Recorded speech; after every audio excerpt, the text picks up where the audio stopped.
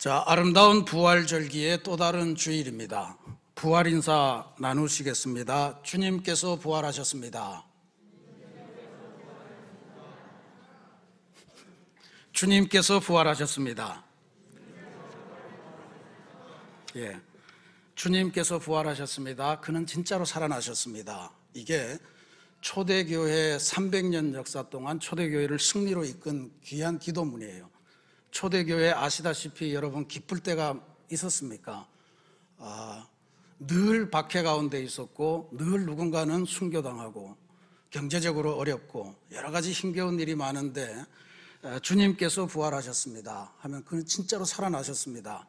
이 인사말 나누면서 행복을 나눴거든요. 그걸 보면 저는 우리 기독교는 행복한 일이 생겨서 행복한 게 아니고 행복한 고백을 하면서 행복한 일을 맞이하는 그런 종교요 신앙이요 가르칩니다. 그런 깨달음을 갖습니다.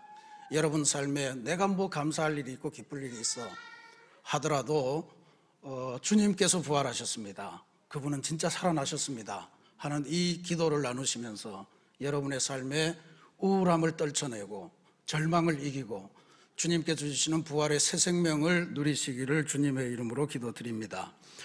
특별히 올해 우리가 고백하는 부활신앙은 새로운 창조입니다. 새로운 창조로서의 부활.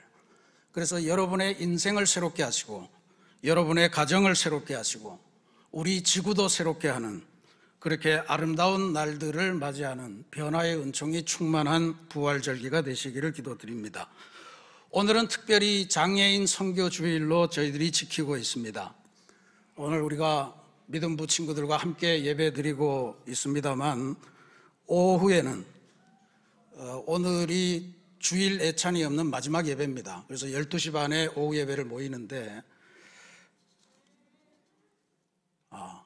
한 분 또 놓쳤네요. 잠깐 인사하겠습니다. 우리 교회 새로 음향실에서 수고하시는 정재호 성도님 인사하는 걸 놓쳤습니다. 정재호 성도님, 우리 방송실에서 음향을 전반적으로 총괄하실 분으로 새로 오셨습니다. 여러분 환영의 박수를 부탁드립니다.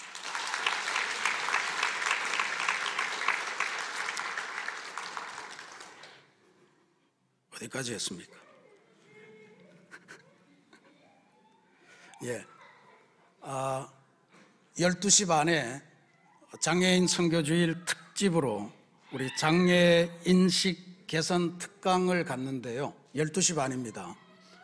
오늘 특별히 감사떡을 여러분에게 나눠드리기 때문에 식사는 그걸로 대체하시고요. 우리 장애인 복지신문을 30년 이상 발간해 오신 우리 교회 권사님이 계세요. 안희진 권사님께서 특별 강연을 해 주십니다. 예수님께서 이 세상에 오셔서 보여주신 가장 중요한 사랑의 능력, 저는 그걸 공감의 능력이라 그렇게 믿습니다. 공감이라고 하는 것은 타인의 감정, 타인의 아픔을 나의 것으로 느끼는 능력을 말하죠. 역지사지, 서양 속담에 남의 구두를 신어봐라 뭐 이런 속담도 있는 것 같은데 입장 바꿔놓고 생각하고 행동해 보는 건데요. 기독교인의 기본 감정은 타인에 대한 공감의 능력이 되어야 되는 거 아닌가, 그걸 예수님께서 보여주셨다고 믿습니다. 우리가 말하는 전도나 선교 이런 것들도 사실은 공감의 능력 없이 하면 우리 만족에 불과한 거죠. 제레미 리프킨이라고 하는 미래학자는 21세기 인류에게 있어서 가장 중요한 능력이 있다면 그거는 인지 능력이 아니고 공감의 능력이다, 이런 주장을 설파하면서 그래서 공감의 능력이라고 하는 책을 쓰기도 했습니다. 선진국이라고 하면 뭐가 풍요로운 것이 아니고 가장 약한 사회의 사람들이 고통당할 때 가장 빠르게 손을 내뻗을 수 있는 능력이 바로 선진국됨이다. 근데 우리 그리스도인에게 동일한 능력을 적용할 수 있을 것 같아요. 그리스도인이라고 하면 내가 좋아하는 사람에게 가장 먼저 반응하는 것이 아니고 가장 약한 사람이 어려워할 때 그를 위해서 가장 먼저 손을 뻗는 사랑의 능력, 그것이 바로 공감의 능력이다, 그렇게 믿습니다. 저는 이게 쉬운 일은 아닐 거라고 믿어요. 그래서 틈날 때마다 기회 주어질 때마다 배우고 연습하고 훈련하는 것이 필요하다고 믿습니다. 오늘 오후 특강에 다 함께 참여하셔서 우리가 지금 21세기를 살아가면서 장애의 문제, 또 장애인에 대한 새로운 공부를 하시는 그러한 시간이 되시고 변화의 은총을 누리시는 그러한 출발의 시간이 되시기를 부탁드립니다. 요한복음은, 오늘 요한복음을 봉독하셨는데, 요한복음을 쓴 요한의 가장 기본적인 목적은 예수님이 누구신가 하는 것을 사람들에게 알려주는 것이었습니다. 요한은 아주 치밀하게 요한복음서를 구성해요. 예수님이 누구신가를 알려주기 위해서 예수님께서 행하신 수많은 기적들 중에 딱 7가지를 선택해서 요한복음에 딱 집어넣습니다. 7이라고 하는 것은 완전 숫자이기 때문에 대표적인 7개만 잘 들으면 예수님이 누구신가, 어떤 분이신가 하는 것을 완벽하게 알 수 있다라고 하는 요한의 자신감에서 비롯되었다, 저는 그렇게 믿습니다. 요한복음의 7개 기적, 요한은 표적이라는 말을 쓰죠. 그 표적 중에 오늘 우리가 봉독한 말씀은 6번째 나오는 표적입니다. 예수님은 세상의 빛이시라 하는 이 주제를 알려주는 그런 표적이에요.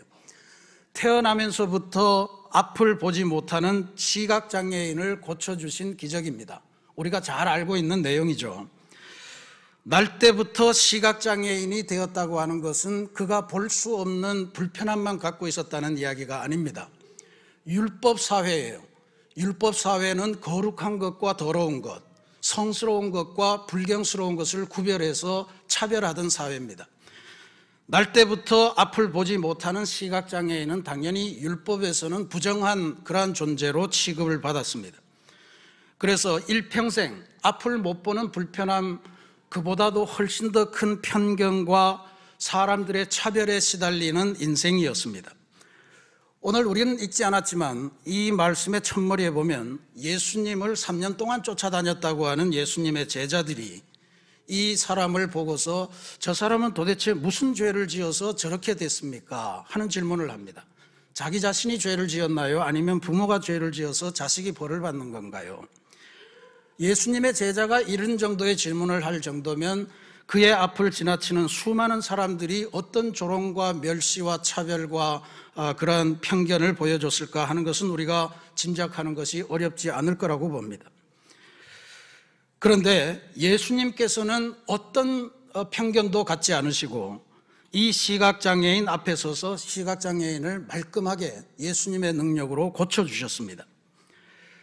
이 기적은 예수님을 따르는 사람들뿐만 아니고 예수님을 반대하는 종교 지도자들, 특별히 바리새인들에게도 대단히 큰 이슈가 되었습니다. 요한은 지금 이 과정에 나타나는 예수님이 이 환자를, 시각장애인을 고치는 그 과정도 세밀하게 묘사하고, 또 고침을 받은 이 시각장애인을 두고 주변 사람들, 특히 바리새인들이 묻는 질문의 과정도 굉장히 소상하게 기록하고, 그 바리새인들의 공격적인 질문에 대해서 시각장애인이 한 걸음 한 걸음 나아가면서 대답하는 그 내용도 아주 상세하게 세밀하게 기록합니다. 요한이 이 표적을 이렇게 세밀하게 기록하는 이유는 이 기적이 얼마나 소중한 의미를 담고 있는가 하는 것을 보여주는 증거라 볼 수 있습니다. 바리새인들은요, 예수님 안식일도 무시하고 성전도 모독하고 자기 스스로를 하나님의 아들이라고 참칭하는 이 예수가 이런 놀라운 기적을 행하였다는 사실을 믿을 수도 없었고, 이러한 사실이 밖으로 퍼져나가는 것도 막고 싶었습니다.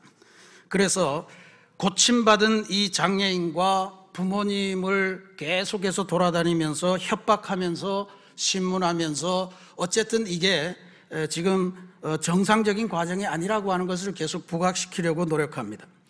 그런데 놀랍게도 이 장애인은 이런 협박과 신문, 특별히 너네들을 출교시키겠다라고 하는 협박을 가했습니다. 출교라고 하는 것은 유대교 공동체에서 쫓겨나게 하겠다, 이런 말이거든요.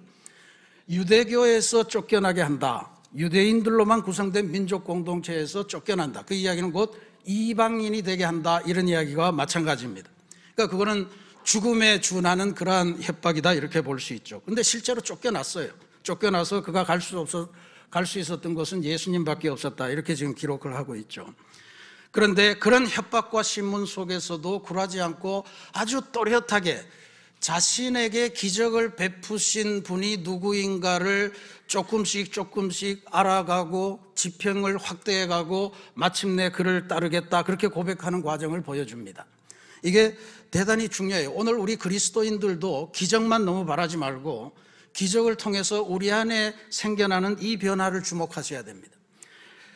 오늘 이 장애인이 무리들이나 바리새인들이나 예수님과 나누었던 그 질문 속에서 그가 행했던 대답들을 제가 한번 정리해 보았습니다. 처음에 무리들이 도대체 너가 어떻게 이런 일이 있었냐 물었더니 11절 말씀에 그가 이렇게 대답합니다. 예수라 하는 그 사람이 진흙을 이겨 내 눈에 바르고 나더러 실로암에 가서 씻으라 하기에 가서 씻었더니 보게 되었더라 그랬습니다. 무리들이 이 이야기가 도저히 믿어지지 않아서 바리새인들에게 가서 고자질을 했습니다. 그랬더니 바리새인들이 다시 한번 물었어요. 무슨 일이 일어났냐? 15절에 이 사람이 다시 대답합니다. 그 사람, 예수라 하는 사람이 진흙을 내 눈에 바르며 내가 씻고 보나이다. 좀 축약됐지만 그대로 사실을 보도했습니다.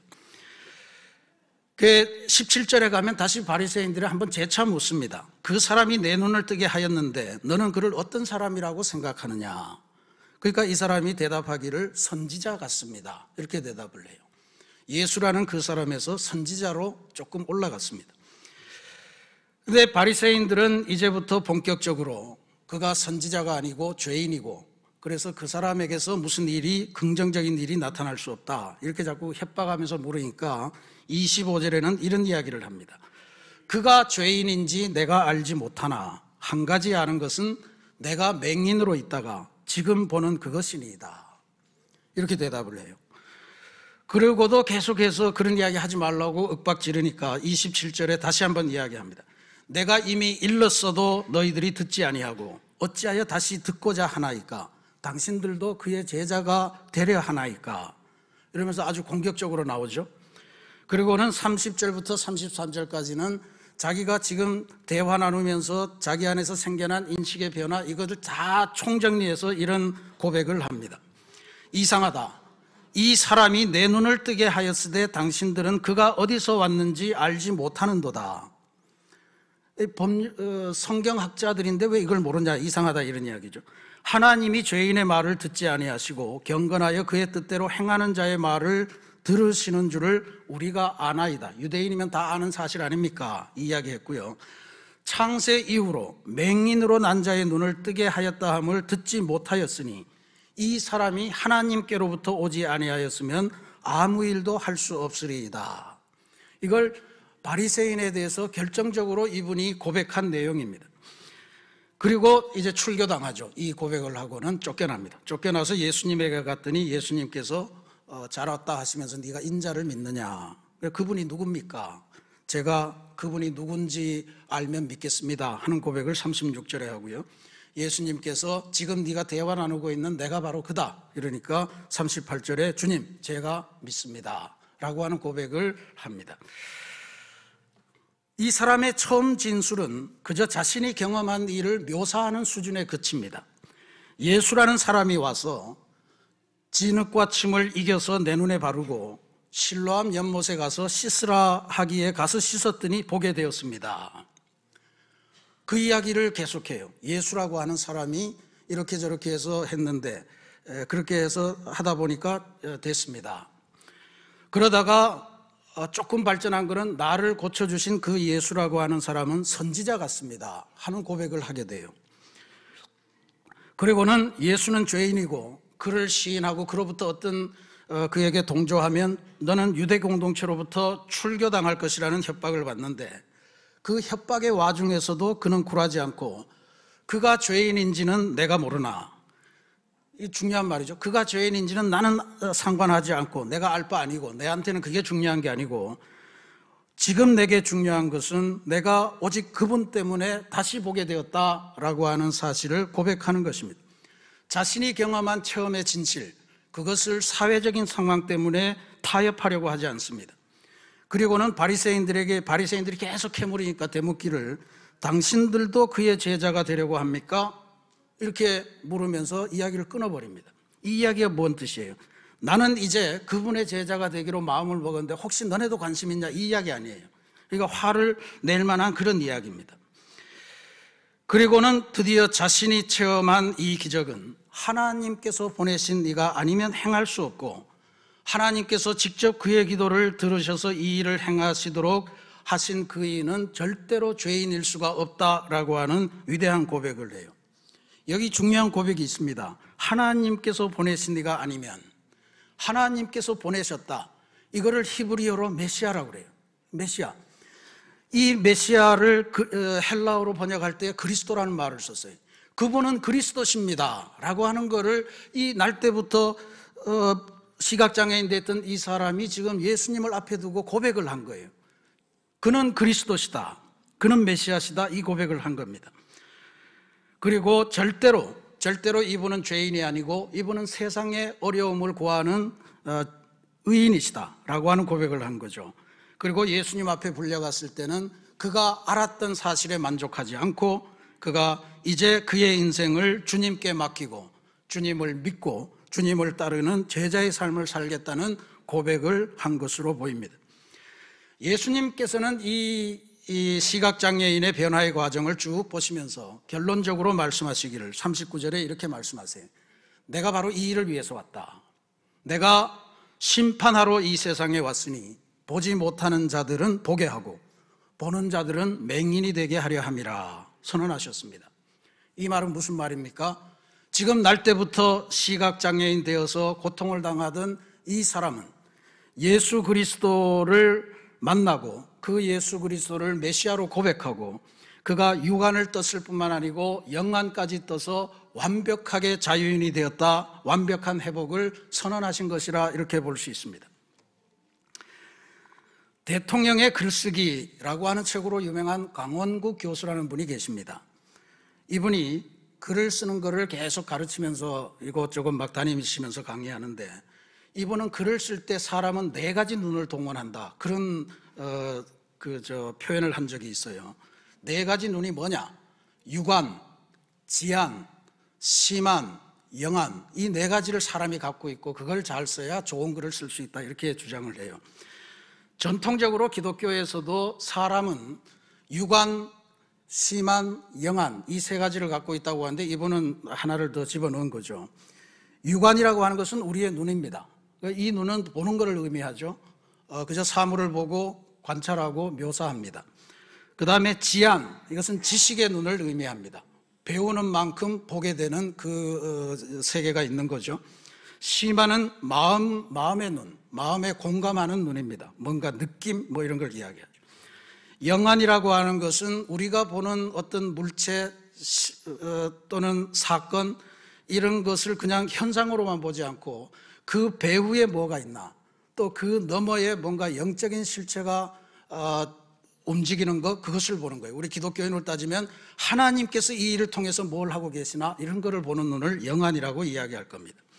근데 이 강원국 교수가 이 4가지 눈을 설명하면서 한 가지 예를 들어요. 동물원에서 원숭이를 구경하는 그 과정을 통해서 4가지 눈이 어떻게 작동하는가 하는 것을 설명해 줍니다. 육안으로 원숭이를 보는 사람들은 원숭이를 그냥 재미나게 봅니다. 제가 어쩌면 나하고 이렇게 닮았나 이러면서 보는 거예요. 제가 그 원숭이가 바나나를 까는 모습이나 뭐 이렇게 긁는 모습이나 이게 전부 다 우리 닮았잖아요. 그래서 참 신기하다 이렇게 그냥 보는 거예요. 지식의 눈, 지안으로 보는 사람은 그 원숭이를 보면서 성경에서는 창조론을 가르치고 학교에서는 진화론을 배웠는데 어느 게 진짜일까? 이런 걸 나름 비교하고 분석하면서 그 진리를 찾아서 헤맵니다. 심한 마음의 눈으로 이 원숭이를 보는 사람은 저 원숭이가 어쩌다 저기에 갇혔을까? 정글에 있는 나무 위를 마음껏 왔다 갔다 하면서 다녀야 될 저 원숭이가 어째 저 우리에 갇혀서 저렇게 사람들의 놀이개거리가 됐나? 원숭이가 너무 불쌍하다. 뭐 이런 관점으로 본다는 거죠. 영안은 저는 뭐 동의할 수 없습니다만 그분은 그렇게 이야기를, 이 영안이라고 하는 것으로 보면, 영적인 눈으로 보면 만약에 저 원숭이가 집단을 이루어서 나중에 인간을 지배하게 되면 어떤 사회가 될까? 뭐 이런 거를 궁금해하면서 본다는 거예요. 유관, 지안, 심안, 영안, 이것을 다 잘 활용해야 이분은 좋은 글쓰기를 할 수 있고 의미 있는 글쓰기를 할 수 있다고 봤는데, 저는 이걸 상대적으로 보면서 우리 기독교인의 삶도 유관, 지안, 심안, 영안, 이 네 가지의 단계를 잘 훈련하고 거쳐가고 변화하는 그러한 과정을 겪어야만 올바른 그리스도인이 될 수 있다, 그렇게 믿습니다. 요한복음 9장에 나오는 이 날 때부터 시각장애인이었다가 예수님을 만나 기적적으로 다시 보게 된 이 사람, 또 진술 과정을 보면 이와 같은 변화의 과정을 겪었다고 하는 것을 우리가 알 수 있어요. 그는 처음에는 단순히 상황을 그냥 묘사합니다. 유관의 단계예요. 예수라고 하는 사람이 와서 나한테 진흙하고 막 침을 막 해서 이렇게 바르고는 실로암 물에 가서 씻으라, 그래서 내가 가서 씻었더니 낫게 되었습니다. 이게 정확한 이야기죠. 있었던 일을 그대로 이야기하는 거예요. 근데 우리가 만약에 이 유관에만 머물러진다면 예수님의 이 기적을 어떻게 받아들이게 되냐 하면요, 그 눈을 뜨게 한 비결이 어디에 있었을까? 이런 거에 관심을 갖게 돼요. 진흙에 있었을까? 생각하는 사람은 진흙을 막 모을 거예요. 그 땅에 있는 진흙을 막 성지순례 갈 때마다 그 진흙을 퍼오고, 예수님의 침에 있었다 그러면 지금은 사라져서 없는 침이지만 예수님 밑에 있었던 사람들은 예수님 쫓아다니면서 그 침을 받아서 그거를 간직해서 막 발라주고 이런 거 했을 거예요. 실로암 연못에 물이 효험이 있다더라. 여러분도 그런 거 많이 해요. 성지순례 가시면 막 병에 물 떠오고 그런 거 하시잖아요. 뭐 이게 좋다더라 뭐 이러면서. 그게 유관의 단계입니다. 그게 유관의 단계. 이 시각장애인은 절대로 이런 거에 관심을 두지 않았어요. 그냥 이분이 누구인가 라고 하는 거에만 관심을 가졌습니다. 그 지안으로 넘어갈 수 있었어요. 지식의 눈으로 바라보면서 이 사람은 이런 생각을 했을 것 같아요. 제 짐작입니다. 도대체 누구일까? 누군데 사람들은 다 멸시하고 너는 더러운 존재라고, 너는 죄 많은 존재에서 그렇게 됐다고 하는데 한마디 말씀도 안 하시고 나에게 와서 내 병을 고쳐주셨을까? 그것도 안식일에. 그것도 안식일에. 누군데 도대체 이 사랑을 베푸시는 걸까? 근데 나한테는 이렇게 소중한 사람인데 왜 다른 사람들은 이 사람을 죄인이라 그러고 못 잡아 죽여서 그렇게 안달일까? 이런 생각을 했을 거예요. 이 지안의 단계입니다. 그러면서 시만의 단계로 넘어가죠. 시만의 단계로 예수님과 일체감을 마음속에서 느끼기 시작합니다. 세상 사람들은 다 죄인이라고 뭐라 그러지만 나는 이 사람이 죄인인지 아닌지 내가 그건 판단할 문제가 아니고 이분은 나에게 너무 소중해. 내 병을 고쳐주셨으니까 나는 이분과 더불어 함께 가는 게 좋을 거야. 심리적인 일체감을 가져요. 시만입니다. 마음의 느낌이 강하게 왔어요. 그러다가 결국 영안의 단계로 나아갑니다. 예수님이, 예수라는 그 사람, 그리고 단순한 선지자 같지 않고 하나님이 보내지 않았으면 어떻게 이런 능력을 베풀까? 하나님이 보내신 분이야. 그리스도야. 메시아야. 그리고 하나님이 그의 기도를 들어주신다면 이분하고 하나님은 직접 소통하는 분 아닌가? 절대로 죄인일 리가 없어. 그러면서 이분 속에 내 일평생을 이분과 함께 가야지. 내가 이분의 제자가 되어야지. 이분에게 내 삶을 의탁해야지 하는 고백의 단계로 나아간 것, 그게 바로 이분 안에서 일어났던 변화예요. 이 사람의 기적을 절대로 유관을 회복한 것에 대해서 감사한 것으로 해석해서는 곤란할 겁니다. 이분의 진정한 기적은, 이분에게 임한 진정한 기적은 이분이 유관을 떴을 뿐만 아니라 그 유관의 뜸을 통해서 영안으로 예수 그리스도를 파악하고 예수 그리스도를 발견하고 그분과 손을 잡고 그분과 영원히 새로운 인생을 살아가기로 했던 그것에 있었음을 우리가 놓쳐서는 안 될 겁니다. 41절 말씀에 예수님께서 바리새인들이 이제 그러면 보는 사람들은 맹인이 되게 하겠다고 그랬으면 지금 우리가 맹인이 된 거야? 이러면서 막 스스로 우리가 뭔가 문제가 있나 보다 이렇게 생각하는 속에 예수님이 이런 결정적인 진단을 하죠. 너희가 맹인 되었더라면 차라리 맹인이었으면 죄가 없으려니와 본다고 유관을 갖고 너무 똑똑하게 본다고 하니 너희 죄가 그대로 있느니라. 율법학자들 아닙니까? 바리새인들이 율법을 너무나도 잘 알고 하나님을 너무나도 잘 알고 한다는 사람들인데 예수님을 몰라본 거예요. 하나님께서 보내신 일을 못 알아본 거예요. 그러니까 결국은 진짜 맹인은 바리새인들이었다라고 하는 게 예수님의 선언입니다. 예수님을 만나고 눈을 뜨며 예수님을 알아본 맹인은 영안을 뜨고 죄사함 받고 예수님과 함께 새 삶을 시작했지만, 예수님을 보면서도 자기의 지식 때문에 알아보지 못하고 죄인으로 몰아붙이려고 했던 바리새인들은 유관은 있었으되 시망과 영안을 뜨지 못해 그들의 죄를 보는 일에도 실패하고 결국은 멸망의 길로 갔던 것을 주님께서 선언하신 것입니다. 예수님께 장애인이라고 하는 것은 유관이 멀쩡하냐, 사지가 멀쩡하냐 이런 것보다는 영안을 제대로 뜨고 예수님을 메시아로 고백하느냐, 그렇지 못하냐 하는 것에 있다는 것을 보여준 귀한 기적이었습니다. 사랑하는 우리 새신교회 성도 여러분, 예수님을 믿지 않으면, 예수님을 삶의 참구주로 믿지 않으면 누구나 다 맹인입니다. 스스로 잘 본다고 생각했던 바리새인들, 세상의 이치를 다 꿰뚫어 안다고 생각했던 바리새인들이야말로 진정으로 영적인 어두움에 가려있던 선천성 맹인이었습니다.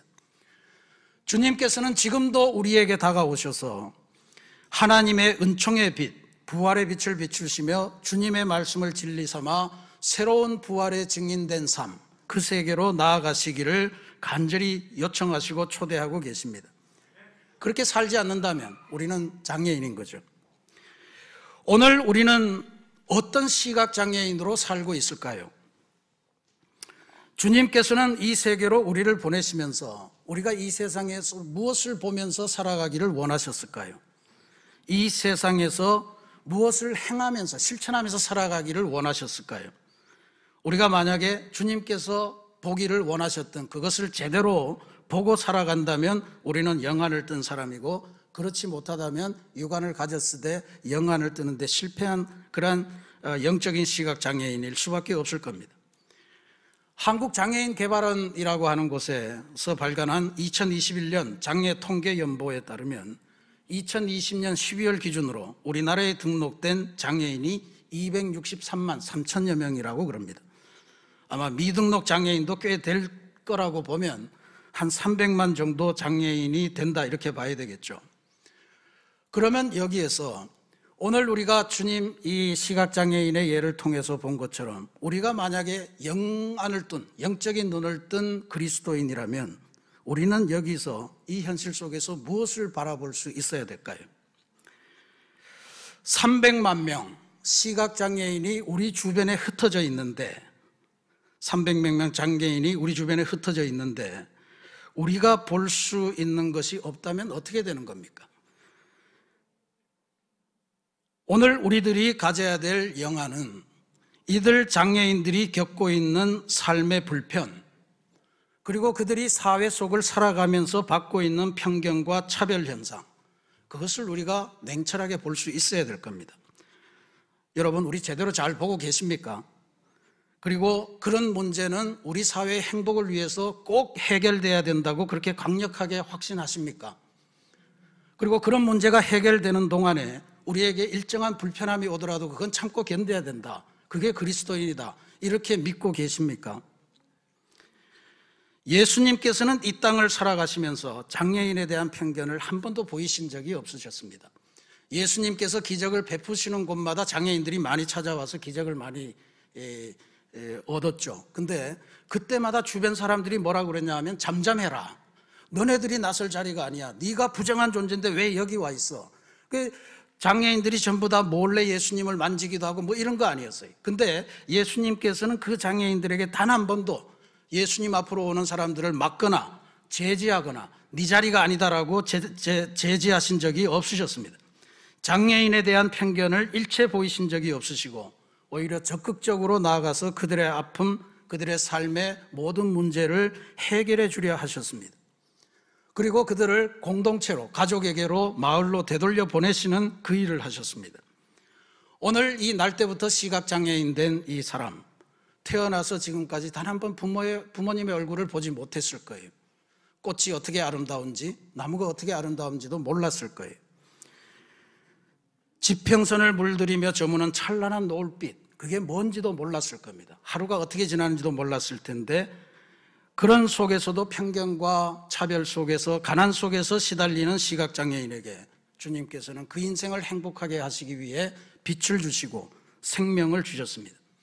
우리가 진짜로 기억해야 될 거는요, 이 기적을 베푸신 날이 안식일이었다라고 하는 사실입니다. 굳이 그날 안 해도 돼요. 그 다음날 하셔도 문제가 없어요. 그날 했기 때문에 안식일법 위반 이걸로 걸려서 예수님의 십자가형이 재촉이 됐죠. 자신의 죽음을 재촉해 가면서까지도 장애인에게 행복, 장애인에게 빛과 생명을 주시려 하신 것이 예수님의 마음이고 예수님의 삶이었습니다. 우리 그리스도인은 이런 주님의 뜻과 마음과 사랑을 받들어 살아가는 사람들입니다. 예수님을 만나고 우리가 영안을 떴다면 주님께서 보시기를 원하는 것을 보면서 살아가야 될 줄로 믿습니다. 우리가 보기를 원하는 것을 주님이 봐주시기를, 그렇게 기도하면서 사는 것은 제자된 자의 삶이 아니죠. 주님께서 보시기를 원하는 그것을 바라보고 주님께서 행하시기를 원하는 그 실천을 하면서 주님의 사랑과 치유를 베풀며 부활의 증인으로서 살아가시는 복된 변화가 우리 모두에게 있기를 주님의 이름으로 축원합니다.